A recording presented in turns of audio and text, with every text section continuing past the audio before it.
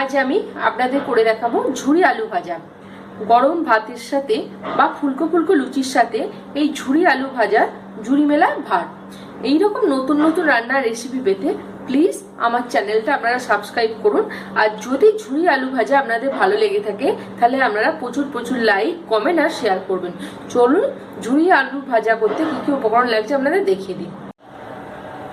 নুন লাগছে, আলু খোসা ছাড়িয়ে রেখে দিয়েছি, জল নিয়েছি আমি, আর একটা গ্রেটার নিয়েছি।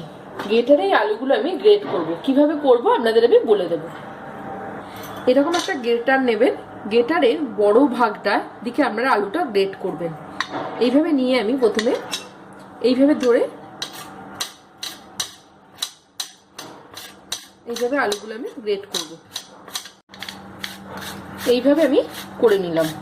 এইভাবে আমি আস্তে আস্তে প্রতিটা আলুই করে করে নেব। আপনাদের দেখিয়ে দিই। এই যে আলুটা আমি গ্রেট করে নিলাম, এই আলুটা এই যে ডেচকিতে জল নিয়েছিলাম এই জলের মধ্যে দিয়ে দেব। আলুটা গ্রেট করা হয়ে গেলে আপনারা জলের মধ্যে এটা ভিজিয়ে রেখে দেবেন যাতে আলুর আঠা ভাবটা কেটে যায়।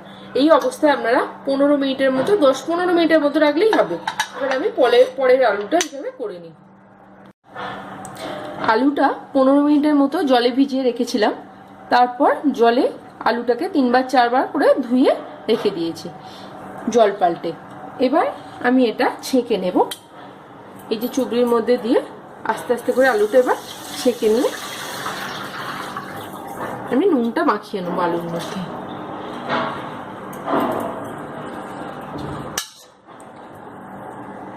এই সময় আলুটা আমি তুলে নিচ্ছি।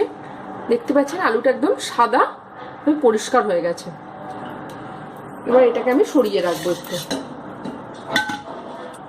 এবার এই আলুটার মধ্যে আমি নুন মাখিয়ে দিচ্ছি। আপনার স্বাদ অনুযায়ী আলুটার মধ্যে নুন মাখিয়ে নেবেন।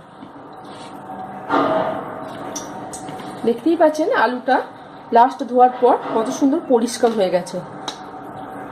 আমি আরেকটু নুন দেব।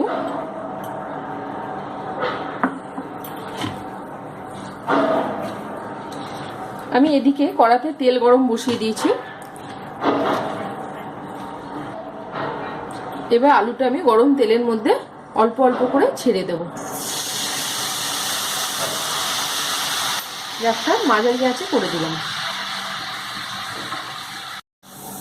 আলুটা দেখতে পাচ্ছেন কেউ কারোর সাথে জড়িয়ে যাচ্ছে না, প্রতিটা আলু আলাদা আলাদা আছে।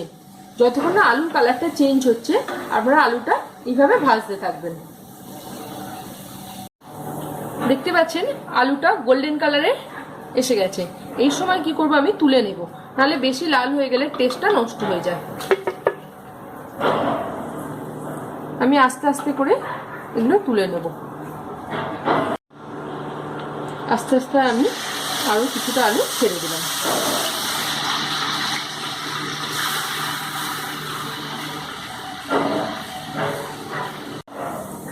আলুটা ভাজা হচ্ছে, যতক্ষণ না আলুর কালারটা চেঞ্জ হচ্ছে মানে গোল্ডেন কালার আসছে ততক্ষণ আপনারা আলুটা ভেজে যাবেন।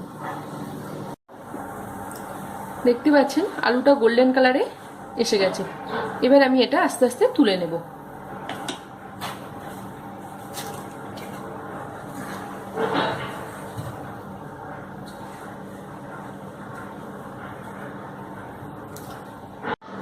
রেডি হয়ে গেছে আমার ঝুরি আলু ভাজা।